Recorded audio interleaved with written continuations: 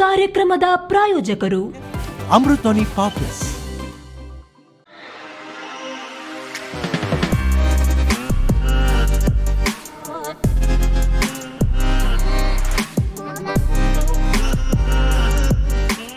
Friends, ದಿನದ ಎಲ್ಲ ಪ್ರಮುಖ ಸುದ್ದಿಯನ್ನ ನಿಮಗೆ ತಲುಪಿಸುವ ಮಸ್ತ್ಮಗ.com ಫುಲ್ ನ್ಯೂಸ್ಗೆ ಸ್ವಾಗತ. ನಾನು ಅಮರ್ ಪ್ರಸಾದ್.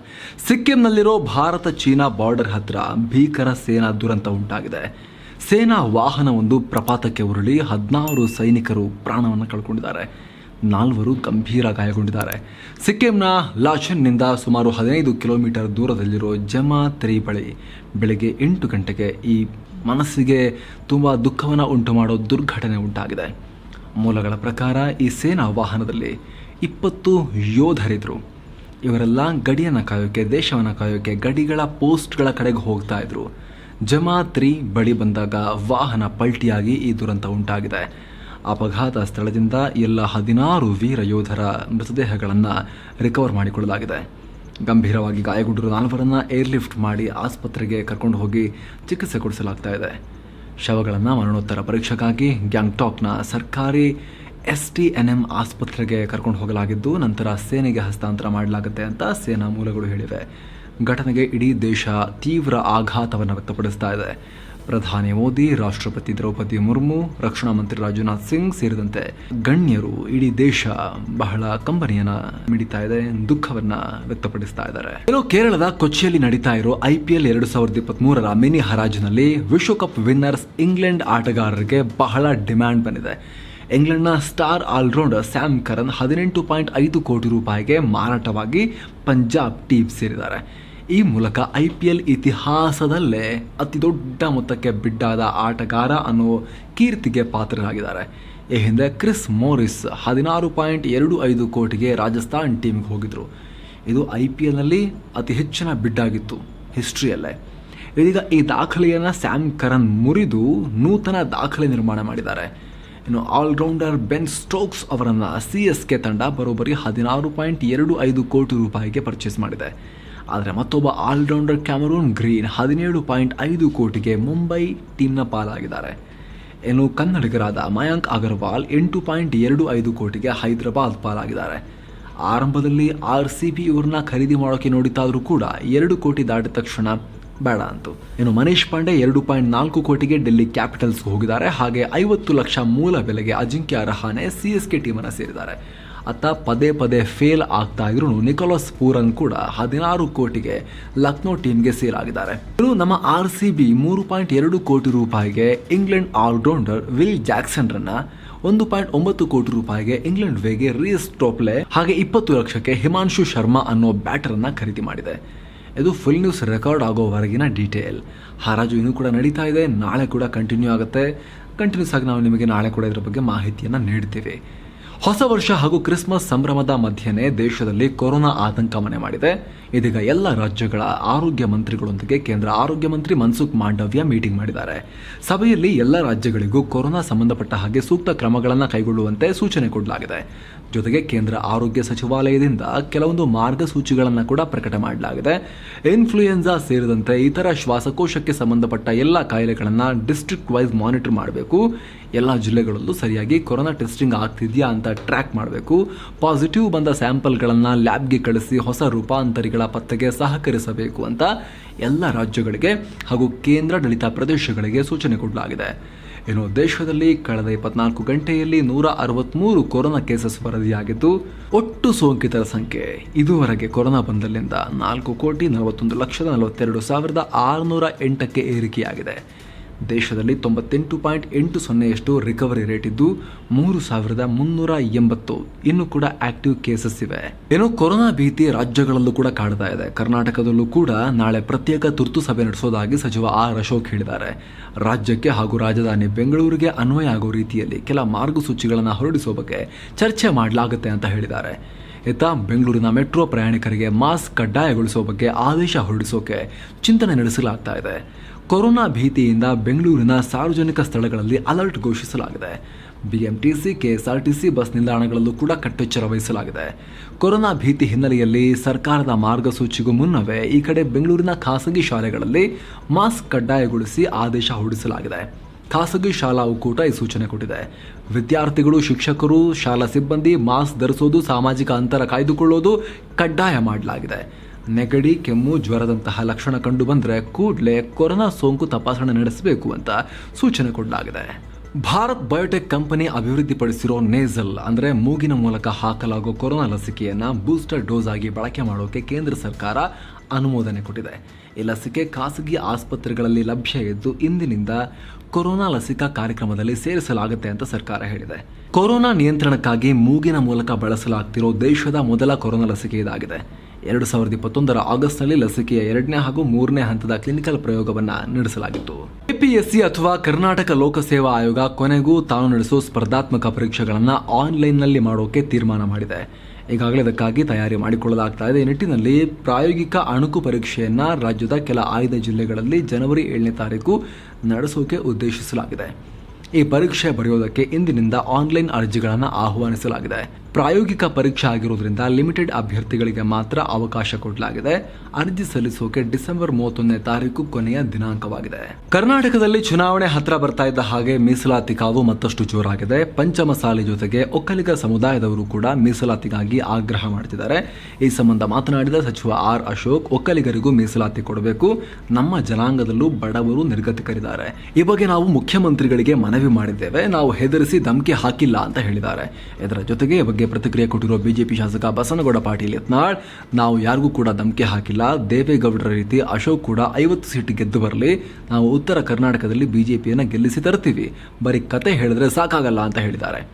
ಅಂದ ಹಾಗೆ ಬಸನಗೌಡ ಪಾಟೀಲ್ ಯತ್ನಾಳ್ ಪಂಚಮಸಾಲಿ ಮೀಸಲಾತಿಗೆ ಹೋರಾಟ ಮಾಡ್ತಿರೋದಕ್ಕೆ ಸಪೋರ್ಟ್ ಮಾಡ್ತಿದ್ದಾರೆ. ಕರ್ನಾಟಕ ಮಹಾರಾಷ್ಟ್ರ ಗಡಿ ವಿವಾದ ಈಗ ಮತ್ತೊಂದು ಮಜಲನ್ನು ತಲುಪಿದೆ. ಬೆಳಗಾವಿ ಗಡಿ ವಿವಾದಕ್ಕೆ ಸಂಬಂಧಪಟ್ಟ ಹಾಗೆ ಮಹಾರಾಷ್ಟ್ರ ನಾಯಕರೊಂದಿಗೆ ಪ್ರಚೋದನಕಾರಿ ಹೇಳಿಕೆಗಳು ಹಾಗೂ ಗಡಿಯಲ್ಲಿ ಎಂಇಎಸ್ ಕಾರ್ಯಕರ್ತರ ಪುಂಡಾಟವನ್ನು ಖಂಡಿಸಿ ಕರ್ನಾಟಕ ವಿಧಾನಸಭೆಯಲ್ಲಿ ಮಂಗಳವಾರ ಸರ್ವಾನುಮತದಿಂದ ಖಂಡನಾ ನಿರ್ಣಯವನ್ನು ಅಂಗೀಕಾರ ಮಾಡಲಾಗಿತ್ತು. ಇದರ ಬೆನ್ನಲ್ಲೇ ಆ ಕಡೆ ಮಹಾರಾಷ್ಟ್ರ ಕೂಡ ಅಲ್ಲಿನ ವಿಧಾನಸಭೆಯಲ್ಲಿ ನಿರ್ಣಯ ಪಾಸ್ ಮಾಡೋಕೆ ಮುಂದಾಗಿದೆ. ನಾಗ್ಪುರದಲ್ಲಿ ಮಾತನಾಡಿದ ಮಹಾರಾಷ್ಟ್ರ ಸಚಿವ ಶಂಭುರಾಜ್ ದೇಸಾಯಿ, ಮಹಾರಾಷ್ಟ್ರ ಕರ್ನಾಟಕ ಗಡಿ ಸಮಸ್ಯೆಗೆ ಸಂಬಂಧಪಟ್ಟ ಹಾಗೆ ಮಹಾರಾಷ್ಟ್ರ ಸರ್ಕಾರ ಕೂಡ ಒಂದು ನಿರ್ಣಯವನ್ನು ತರುತ್ತೆ. ಇದು ಕರ್ನಾಟಕ ಅಂಗೀಕಾರ ಮಾಡಿದ್ದಕ್ಕಿಂತ 10 ಪಟ್ಟು ಹೆಚ್ಚು ಪರಿಣಾಮಕಾರಿಯಾಗಿದೆ ಅಂತ ಹೇಳಿಕೆಯನ್ನು ಕೊಟ್ಟಿದ್ದಾರೆ. ವಿಧಾನ ಪರಿಷತ್ನ ನೂತನ ಉಪಸಭಾಪತಿಯಾಗಿ ಬಿಜೆಪಿಯ ಎಂಕೆ ಪ್ರಾಣೇಶ್ ಆಯ್ಕೆಯಾಗಿದ್ದಾರೆ. ಇಂದು ಅಂದರೆ ಶುಕ್ರವಾರ ನಡೆದ ಉಪಸಭಾಪತಿ ಚುನಾವಣೆಯಲ್ಲಿ ಪ್ರಾಣೇಶ್ 39 ಮತಗಳನ್ನು ಪಡೆದು ಉಪಸಭಾಪತಿ ಸ್ಥಾನಕ್ಕೆ ಆಯ್ಕೆಯಾಗಿದ್ದಾರೆ. ಕಾಂಗ್ರೆಸ್ನ ಅರವಿಂದ್ ಅರಳಿ 26 ಮತಗಳನ್ನು ಮಾತ್ರ ಪಡೆದರು. ಕೆಂಪೇಗೌಡ ಇಂಟರ್ನ್ಯಾಷನಲ್ ಏರ್ಪೋರ್ಟ್ ಅನ್ನ ಸ್ಫೋಟಿಸಿ ಬಿಡ್ತೀವಿ ಅಂತ ಟ್ವೀಟ್ ಮಾಡಿದ ಇಂಜಿನಿಯರಿಂಗ್ ವಿದ್ಯಾರ್ಥಿಯನ್ನ ಪೊಲೀಸರು ಅರೆಸ್ಟ್ ಮಾಡಿದ್ದಾರೆ. ಆರೋಪಿಯನ್ನ 20 ವರ್ಷದ ವೈಭವ್ ಗಣೇಶ್ ಅಂತ ಗುರುತಿಸಲಾಗಿದೆ. ಡಿಸೆಂಬರ್ 10ನೇ ತಾರೀಕು ಮಾಡಿದ ಟ್ವೀಟ್ನಲ್ಲಿ ತಾನು ಬೆಂಗಳೂರು ಕೆಂಪೇಗೌಡ ಇಂಟರ್ನ್ಯಾಷನಲ್ ವಿಮಾನ ನಿಲ್ದಾಣದ ಮೇಲೆ ಸ್ಫೋಟಕ ಹಾಕ್ತೀನಿ, ಬಳಿಕ ನಗರಕ್ಕೆ ಹತ್ತಿರದಲ್ಲಿ ಇನ್ನೊಂದು ಏರ್ಪೋರ್ಟ್ ಅನ್ನ ಮರುನಿರ್ಮಾಣ ಮಾಡಬಹುದು ಅಂತ ಅವ್ರು ಹೇಳಿದರು. ಬಳಿಕ ಟ್ವೀಟ್ ಡಿಲೀಟ್ ಆಗಿದ್ರೂ ಕೂಡ ಹಲವರ ಗಮನ ಸೆಳೆದಿತ್ತು. ವಿಮಾನ ನಿಲ್ದಾಣದ ಟರ್ಮಿನಲ್ ಮ್ಯಾನೇಜರ್ ದೂರಿನ ಆಧಾರದ ಮೇಲೆ ಈತನನ್ನು ಅರೆಸ್ಟ್ ಮಾಡಲಾಗಿದೆ. ಬಹುಶಃ ಈತ ಯಾಕೆ ಈ ಥರ ಹಾಗಂತಿನ್ನೂ ಕೂಡ ಸ್ಪಷ್ಟ ಇಲ್ಲ. ಸಿಟಿಯಿಂದ ತುಂಬ ದೂರ ಮಾಡಿಟ್ಟಿದ್ದಾರೆ ಅನ್ನೋ ಫ್ರಸ್ಟ್ರೇಷನಲ್ಲಿ, ಹೋಗೋಕೆ ತುಂಬ ಲೇಟಾಗಿ ಫ್ಲೈಟೆಲ್ಲ ಮಿಸ್ ಆಗಿತ್ತು ಅನ್ಸುತ್ತೆ, ಅದಕ್ಕೆ ಸಿಟಿಗೆ ಹತ್ತಿರ ಮಾಡಲಿ ಅನ್ನೋ ಫ್ರಸ್ಟ್ರೇಷನಲ್ಲಿ ಈತ ಈ ಥರ ಮಾಡಿದ್ನ ಅಥವಾ ಈತನ ಈ ಟ್ವೀಟ್ ಮಾಡಿ ಡಿಲೀಟ್ ಮಾಡೋದ್ರ ಹಿಂದಿನ ಉದ್ದೇಶ ಏನು ಇನ್ನಷ್ಟೇ ಕ್ಲಿಯರ್ ಆಗಬೇಕಾಗಿದೆ. ಜಗತ್ತಿನ ಅತಿದೊಡ್ಡ ಎಲೆಕ್ಟ್ರಾನಿಕ್ ಟೆಕ್ ಉತ್ಪಾದಕ ಹಾಗೂ ಐಫೋನ್ ಮ್ಯಾನುಫ್ಯಾಕ್ಚರಿಂಗ್ ಕಂಪನಿ ಕೂಡ ಆಗಿರೋ ಫಾಕ್ಸ್ಕಾನ್ನ ಭಾರತೀಯ ಘಟಕಕ್ಕೆ ಈಗ ಒಂದು ಗುಡ್ ನ್ಯೂಸ್. 357.17 ಕೋಟಿ ರೂಪಾಯಿ ಪ್ರೋತ್ಸಾಹಧನವನ್ನು, ಇನ್ಸೆಂಟಿವನ್ನು ಕೇಂದ್ರ ಸರ್ಕಾರ ಕೊಟ್ಟಿದೆ ಆ ಕಂಪನಿಗೆ. ಈ ಮೂಲಕ ಭಾರತದ PLI ಅಂದರೆ ಪ್ರೊಡಕ್ಷನ್ ಲಿಂಕ್ಡ್ ಇನ್ಸೆಂಟಿವ್ ಯೋಜನೆ ಅಡಿಯಲ್ಲಿ ಇನ್ಸೆಂಟಿವ್ ಪಡೆದ ಮೊದಲ ಜಾಗತಿಕ ಕಂಪನಿಯಾಗಿ ಫಾಕ್ಸ್ಕಾನ್ ಹೊರಹೊಮ್ಮಿದೆ. ಫಾಕ್ಸ್ಕಾನ್ ಜೊತೆಗೆ ದೇಶೀಯ ಕಂಪನಿಯಾದ ಪ್ಯಾಡ್ಜೆಟ್ ಎಲೆಕ್ಟ್ರಾನಿಕ್ಸ್ ಪ್ರೈವೇಟ್ ಲಿಮಿಟೆಡ್ಗೂ ಇನ್ಸೆಂಟಿವ್ ಸಿಕ್ಕಿದೆ. ದೇಶದಲ್ಲಿರೋ ಕಂಪನಿಗಳು ತಮ್ಮ ಉತ್ಪಾದನೆಯನ್ನು ಹೆಚ್ಚಿಸೋಕೆ, ವಿಶೇಷವಾಗಿ ಟೆಕ್ ಕಂಪನಿಗಳು, ಈ ಮಾಡ್ರನ್ ಎಕ್ವಿಪ್ಮೆಂಟ್ಗಳ ಉತ್ಪಾದಕ ಕಂಪನಿಗಳು ಜಾಗತಿಕವಾಗಿ ಬೆಳೆಯೋಕೆ, ಅವನ್ನು ಪ್ರೋತ್ಸಾಹಿಸೋಕೆ ಅಂತ ಈ PLI ಯೋಜನೆ ಅಡಿಯಲ್ಲಿ ಕೇಂದ್ರ ಸರ್ಕಾರ ಪ್ರೋತ್ಸಾಹ ಧನವನ್ನು ಕೊಡ್ತಾ ಬರ್ತಾ ಇದೆ. ಈ ಯೋಜನೆ ಅತಿದೊಡ್ಡ ಎಲೆಕ್ಟ್ರಾನಿಕ್ಸ್ ಉತ್ಪಾದಕ ಕಂಪನಿಗಳಿಗೆ ಮಾತ್ರ ಅನ್ವಯ ಆಗುತ್ತೆ. 2 ಗರ್ಭಕೋಶದ ಟ್ರಾನ್ಸ್ಪ್ಲಾಂಟ್ ಅನ್ನ, ಅಂದರೆ ಕಸಿಯನ್ನ ಚೆನ್ನೈ ಆಸ್ಪತ್ರೆಯಲ್ಲಿ ಯಶಸ್ವಿಯಾಗಿ ಮಾಡಲಾಗಿದೆ. ಗರ್ಭಕೋಶದ ಕಸಿ, ಅಂಗಾಂಗ ಕಸಿ ಮಾಡೋದ್ರಲ್ಲಿ ಏಷ್ಯಾದ ಪ್ರಮುಖ ಆಸ್ಪತ್ರೆಯಾಗಿರೋ ಗ್ಲೆನಿಗಲ್ಸ್ ಗ್ಲೋಬಲ್ ಹೆಲ್ತ್ ಸಿಟಿನಲ್ಲಿ ಈ ಆಪರೇಷನ್ ಮಾಡಲಾಗಿದೆ. ಝೆಕ್ ರಿಪಬ್ಲಿಕ್ ದೇಶದ ಪ್ರೊಫೆಸರ್ ಡಾಕ್ಟರ್ ಜೆರ್ರಿ ಫ್ರಾನಿಕ್ ಈ ಆಪರೇಷನ್ ಮಾಡಿದ್ದಾರೆ. ತಮಿಳುನಾಡಿನ 28 ವರ್ಷದ ಮಹಿಳೆ ಹಾಗೂ ಆಂಧ್ರ ಪ್ರದೇಶದ 24 ವರ್ಷದ ಮಹಿಳೆಗೆ ಗರ್ಭಕೋಶವನ್ನು ಕಸಿ ಮಾಡಲಾಗಿದೆ.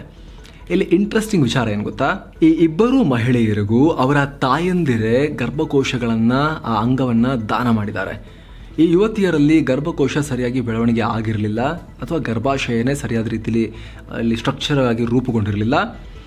ಹಾಗಾಗಿ ಇವರಿಗೆ ಸಂತಾನೋತ್ಪತ್ತಿಯ ಸಮಸ್ಯೆ ಇತ್ತು, ಅಂದರೆ ಇವರಿಗೆ ಮಕ್ಕಳಾಗೋದು ಪ್ರಾಬ್ಲಮ್ ಇತ್ತು. ಹೀಗಾಗಿ ಇವರ ತಾಯಂದಿರ ಗರ್ಭಕೋಶವನ್ನು ಈಗ ಇವರ ಗರ್ಭಕೋಶದ ಬದಲಿಗೆ ಅಲ್ಲಿ ರಿಪ್ಲೇಸ್ ಮಾಡಲಾಗಿದೆ. ಈಗ ಈ ಗರ್ಭಕೋಶದ ಮೂಲಕ ಇವರು ಮತ್ತೆ ತಮ್ಮ ಮಕ್ಕಳನ್ನು ಪಡೆಯುವ ಕನಸನ್ನು ನನಸು ಮಾಡಿಕೊಳ್ಳಬಹುದು ಅನ್ನೋ ನಿರೀಕ್ಷೆಯಲ್ಲಿದ್ದಾರೆ. ಒಡಿಶಾದ ಭುವನೇಶ್ವರದ ಏಮ್ಸ್ನ ವೈದ್ಯರ ತಂಡ ಅಪರೂಪದ ಸಾಧನೆ ಮಾಡಿದೆ. ಮಹಿಳೆಯೊಬ್ಬರಿಂದ ಸಂಪೂರ್ಣವಾಗಿ ಬೇರ್ಪಟ್ಟ ಎಡ ಮುಂಗೈಯನ್ನು ಮತ್ತೆ ಯಶಸ್ವಿಯಾಗಿ ಮರುಜೋಡಣೆ ಮಾಡಿದ್ದಾರೆ. 8 ಗಂಟೆಗೂ ಹೆಚ್ಚು ಕಾಲ ನಡೆದಂಥ ಚಿಕಿತ್ಸೆಯಲ್ಲಿ ವೈದ್ಯರು ಬೇರ್ಪಡಿಸಿದ ಮುಂಗೈಯನ್ನು ಮತ್ತೆ ಜೋಡಿಸಿದ್ದಾರೆ. ಪುರಿ ಜಿಲ್ಲೆಯ 25 ವರ್ಷದ ಬರ್ಷಾ ದಾಸ್ ಅನ್ನೋರು ಡಿಸೆಂಬರ್ 9ನೇ ತಾರೀಕು ಮನೆಯಲ್ಲಿ ಕೆಲಸ ಮಾಡ್ತಾ ಇದ್ದಾಗ ರೈಸ್ ಕಟಿಂಗ್ ಮಷಿನ್ನಿಂದ ಮುಂಗೈ ಕಳ್ಕೊಂಡಿದ್ರು. ಕೂಡಲೇ ಅವರನ್ನು ಸ್ಥಳೀಯ ಆಸ್ಪತ್ರೆಗೆ ದಾಖಲಿಸಿ ಚಿಕಿತ್ಸೆ ಕೊಡಲಾಗಿತ್ತು. ಬಳಿಕ ಹೆಚ್ಚಿನ ಚಿಕಿತ್ಸೆಗಾಗಿ ಭುವನೇಶ್ವರದ ಏಮ್ಸ್ಗೆ ದಾಖಲು ಮಾಡಲಾಗಿತ್ತು. ಆಪರೇಷನ್ ನಡೆದಿದ್ದು 2 ವಾರಗಳ ಬಳಿಕ ಈಗ ಮೊಣಕೈ ಆರೋಗ್ಯಕರವಾಗಿದೆ ಅಂತ ವೈದ್ಯರು ಹೇಳಿದ್ದಾರೆ. ಉತ್ತರ ಪ್ರದೇಶದ ಬರೇಲಿ ಜಿಲ್ಲೆಯ ಸರ್ಕಾರಿ ಶಾಲೆಯೊಂದರಲ್ಲಿ ಮಕ್ಕಳು ಹಾಡಿದ ಪ್ರಾರ್ಥನೆ ವಿಚಾರಕ್ಕೆ ಸಂಬಂಧಪಟ್ಟ ಹಾಗೆ ಆ ಶಾಲೆಯ ಪ್ರಿನ್ಸಿಪಲ್ರನ್ನ ವಜಾ ಮಾಡಲಾಗಿದೆ. ಮೇರೆ ಅಲ್ಲಾ ಬುರಾಯಿಸೆ ಬಚಾನಾ ಮುಚ್ಕೋ ಅಂತ ಪ್ರಾರ್ಥನೆ ಹಾಡಿದ್ದಕ್ಕೆ ಬಲಪಂಥೀಯ ಗುಂಪುಗಳು ಆಕ್ಷೇಪ ವ್ಯಕ್ತಪಡಿಸಿದ್ವು. ಈ ಹಿನ್ನೆಲೆಯಲ್ಲಿ ರಾಜ್ಯದ ಶಿಕ್ಷಣ ಇಲಾಖೆ ಪ್ರಾಂಶುಪಾಲರನ್ನ ವಜಾ ಮಾಡಿದೆ. ಅದೇ ಉತ್ತರ ಪ್ರದೇಶದಲ್ಲಿ ಸಾನಿಯಾ ಮಿರ್ಜಾ ಅನ್ನೋ ಹೆಸರಿನ ಯುವತಿ ಭಾರತೀಯ ವಾಯುಪಡೆಯಲ್ಲಿ ಪೈಲಟ್ ಆಗಿ ಆಯ್ಕೆಯಾಗಿದ್ದಾರೆ. ಈ ಮೂಲಕ ವಾಯುಸೇನೆಯಲ್ಲಿ ಪೈಲಟ್ ಆದ ಮೊದಲ ಮುಸ್ಲಿಂ ಯುವತಿ ಅನ್ನೋ ಕೀರ್ತಿಗೆ ಅವರು ಪಾತ್ರರಾಗಿದ್ದಾರೆ. ಭಾರತೀಯ ವಾಯುಸೇನೆಯಲ್ಲಿ ಗಂಭೀರವಾದ ಕೊರತೆಗಳಿವೆ ಅಂತ ವಾಯುಸೇನೆ ಹೇಳಿದೆ. ಸೇನೆಯಲ್ಲಿ ಫೈಟರ್ ಸ್ಕ್ವಾಡ್ರನ್ಗಳ ಶಾರ್ಟೇಜ್ ಇದೆ, ಸಿಬ್ಬಂದಿ ಮತ್ತು ಕೆಲ ಶಸ್ತ್ರಾಸ್ತ್ರಗಳ ಕೊರತೆ ಕೂಡ ಇದೆ ಅಂತ ಖುದ್ದು ಏರ್ ಚೀಫ್ ಮಾರ್ಷಲ್ ಅಂದರೆ ಏರ್ಫೋರ್ಸ್ನ ಮುಖ್ಯಸ್ಥರು VR ಚೌಧರಿ ಹೇಳಿದ್ದಾರೆ. ದಿಲ್ಲಿಯಲ್ಲಿ ನಡೆದಂತಹ 19ನೇ ಆವೃತ್ತಿಯ ಸುಬ್ರತೋ ಮುಖರ್ಜಿ ಸೆಮಿನಾರ್ನ ಉದ್ಘಾಟನಾ ಕಾರ್ಯಕ್ರಮದಲ್ಲಿ ಅವರು ಈ ರೀತಿ ಹೇಳಿದರು. 1970ರಲ್ಲಿ ಏಷ್ಯಾದ್ಯಂತ ನಡುಕ ಹುಟ್ಟಿಸಿದ ಫ್ರಾನ್ಸ್ನ ಸರಣಿ ಹಂತಕ ಚಾರ್ಲ್ಸ್ ಶೋಭರಾಜ್ನನ್ನು ಬಿಡುಗಡೆ ಮಾಡಲಾಗಿದೆ. ನೇಪಾಳದಲ್ಲಿ ಬಂಧಿತನಾಗಿದ್ದ ಈತನಿಗೆ ಅನಾರೋಗ್ಯ ಇತ್ತು. ಹಿನ್ನೆಲೆಯಲ್ಲಿ ಆತನ ಬಿಡುಗಡೆಗೆ ನೇಪಾಳಿ ನ್ಯಾಯಾಲಯ ಆದೇಶವನ್ನು ನೀಡಿದೆ. ನಕಲಿ ಪಾಸ್ಪೋರ್ಟ್ ಬಳಸಿ ನೇಪಾಳಕ್ಕೆ ಬಂದಿದ್ದ ಶೋಭರಾಜ್ 1975ರಲ್ಲಿ ಅಮೆರಿಕ ಹಾಗೂ ಕೆನಡಾ ಮೂಲದ 2 ಪ್ರವಾಸಿಗರನ್ನ ಹತ್ಯೆ ಮಾಡಿದ್ದಕ್ಕೆ ಈತನಿಗೆ 20 ವರ್ಷ ಹಾಗೂ ನಕಲಿ ಪಾಸ್ಪೋರ್ಟ್ ಬಳಸಿದ್ದಕ್ಕೆ 1 ವರ್ಷ ಜೈಲು ಶಿಕ್ಷೆಯನ್ನು ಕೊಡಲಾಗಿತ್ತು. 2003ರಿಂದ ಶೋಭರಾಜ್ ಕಾಠ್ಮಂಡುವಿನ ಕೇಂದ್ರ ಕಾರಾಗೃಹದಲ್ಲಿದ್ದ. ಇದೀಗ ಬಿಡುಗಡೆ ಮಾಡಲಾಗಿದೆ. ಬಹುಶಃ ಈತನನ್ನ ನೇಪಾಳದಿಂದಲೇ ಗಡಿಪಾರು ಮಾಡೋ ಸಾಧ್ಯತೆ ಇದೆ. ಇನ್ನು ಯುಕ್ರೇನ್ ಯುದ್ಧ ವಿಚಾರವಾಗಿ ರಷ್ಯಾದ ಸೇಂಟ್ ಪೀಟರ್ಸ್ಬರ್ಗ್ನ ರಾಜಕಾರಣಿಯೊಬ್ಬರು ಅಧ್ಯಕ್ಷ ಪುಟಿನ್ ವಿರುದ್ಧ ಕೋರ್ಟಿಗೆ ಹೋಗಿದ್ದಾರೆ. ರಷ್ಯಾದಲ್ಲಿ ಪುಟಿನ್ ವಿರುದ್ಧ ಕೋರ್ಟಿಗೆ ಹೋಗೋದು, ಪುಟಿನ್ ಯುಕ್ರೇನ್ ಸಂಘರ್ಷವನ್ನ ಬೇಗನೆ ಅಂತ್ಯ ಮಾಡ್ತೀವಿ, ಇದೊಂದು ಸಣ್ಣ ಕಾರ್ಯಾಚರಣೆ ಅಷ್ಟೇ ಅಂತ ಹೇಳಿದ್ರು. ಇದೀಗ ಈ ಸಂಘರ್ಷವನ್ನ ಯುದ್ಧ ಅಂತ ಅನೌನ್ಸ್ ಮಾಡಿದ್ದಾರೆ. ಹಾಗಾಗಿ ಅವ್ರ ಮೇಲೆ ತನಿಖೆ ಮಾಡಿ ಅಂತ ಕೋರಿ ಅರ್ಜಿ ಹಾಕಿದ್ದಾರೆ. 10ನೇ ತಿಂಗಳಿಗೆ ಕಾಲಿಡ್ತಿರೋ ಈ ಯುದ್ಧವನ್ನ ಪುಟಿನ್ ವಿಶೇಷ ಕಾರ್ಯಾಚರಣೆ ಅಂತ ಮುಂಚಿನಿಂದನೂ ಹೇಳ್ತಾ ಬಂದ್ರು. ಈಗ ದಿಢೀರನೆ ಯುದ್ಧ ಅಂತ ಹೇಳ್ತಾ ಇದ್ದಾರೆ. ಹೀಗಾಗಿ ಸಶಸ್ತ್ರ ಪಡೆಗಳ ವಿಚಾರದಲ್ಲಿ ಸುಳ್ಳು ಮಾಹಿತಿ ಕೊಟ್ಟಿದ್ದಾರೆ ದೇಶಕ್ಕೆ ಅಂತ ಆರೋಪ ಮಾಡಿದ್ದಾರೆ. ಈ ಮೂಲಕ ಪುಟಿನ್ ದೇಶವನ್ನು ದಿಕ್ಕು ತಪ್ಪಿಸಿದ್ದಾರೆ ಅಂತ ಅವ್ರನ್ನ ಕೋರ್ಟಿಗೆ ಇಳ್ಕೊಂಡ್ಬಂದಿದ್ದಾರೆ. ಈಗ ಒಬ್ಬ ರಾಜಕಾರಣಿ ಅಟ್ಲೀಸ್ಟ್ ಧೈರ್ಯನಾದ್ರು ತೋರಿಸಿದಾರಲ್ಲ ರಷ್ಯಾದಲ್ಲಿ ಪುಟಿನ್ ವಿರುದ್ಧ ಕೋರ್ಟಿಗೆ ಹೋಗೋಕ್ಕೆ. ಮುಂದಿನ ವರ್ಷ ನಡೆಯಲಿರೋ ಹಾಕಿ ವಿಶ್ವಕಪ್ ಟೂರ್ನಿಯಲ್ಲಿ ಭಾರತ ತಂಡವನ್ನು ಡಿಫೆಂಡರ್ ಹರ್ಮನ್ ಪ್ರೀತ್ ಸಿಂಗ್ ಮುನ್ನಡೆಸ್ತಾರೆ. ಅಂದರೆ ಹರ್ಮನ್ ಪ್ರೀತ್ ಸಿಂಗ್ ಅವರನ್ನು ವಿಶ್ವಕಪ್ನಲ್ಲಿ ಆಡಲಿರುವ ಭಾರತೀಯ ತಂಡದ ಕ್ಯಾಪ್ಟನ್ ಆಗಿ ಆಯ್ಕೆ ಮಾಡಲಾಗಿದೆ. ಇತ್ತೀಚೆಗೆ ಆಸ್ಟ್ರೇಲಿಯಾದಲ್ಲಿ ನಡೆದಂತಹ ಸರಣಿ ಟೈಮ್ನಲ್ಲೂ ಹರ್ಮನ್ ಪ್ರೀತ್ ಸಿಂಗ್ ನಾಯಕರಾಗಿದ್ದರು. ಕಳೆದ ಟೋಕಿಯೋ ಒಲಿಂಪಿಕ್ಸ್ನಲ್ಲಿ ಭಾರತವನ್ನು ಮಿಡ್ಫೀಲ್ಡರ್ ಮನ್ಪ್ರೀತ್ ಸಿಂಗ್ ಮುನ್ನಡೆಸಿದರು. ಆಗ ಒಲಿಂಪಿಕ್ಸ್ನಲ್ಲಿ ಭಾರತ ಕಂಚಿನ ಪದಕವನ್ನು ಗೆದ್ದಿತ್ತು. ಬನ್ನೀಗ ಕ್ವಿಕ್ ಆಗಿ ಸುದ್ದಿಯ ಜಗತ್ತಲ್ಲಿ ಇನ್ನೂ ಏನೆಲ್ಲ ನಡೀತಾ ಇದೆ ಅಂತ ಹೇಳಿ ಕ್ವಿಕ್ ಆಗಿ ನೋಡ್ತಾ ಹೋಗೋಣ.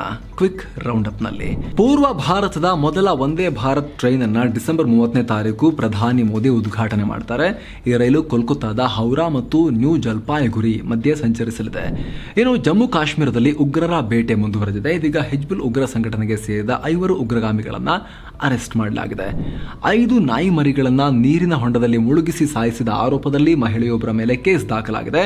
ಇದೇ ರೀತಿ ಕಳೆದ ತಿಂಗಳು ಇಲಿಯನ್ನ ಎಸೆದು ಹತ್ಯೆ ಮಾಡಿದ್ದಕ್ಕೆ ವ್ಯಕ್ತಿಯೊಬ್ಬನ ವಿರುದ್ಧ ಕೇಸ್ ದಾಖಲಾಗಿತ್ತು. ಜಮ್ಮು ಕಾಶ್ಮೀರದಲ್ಲಿ ಕಾಶ್ಮೀರಿ ಪಂಡಿತರನ್ನ ಟಾರ್ಗೆಟ್ ಮಾಡಿ ಉಗ್ರ ಸಂಘಟನೆಗಳು ಹಿಟ್ ಲಿಸ್ಟ್ ಅನ್ನ ಬಿಡುಗಡೆ ಮಾಡ್ತಾ ಇದ್ದಾವೆ.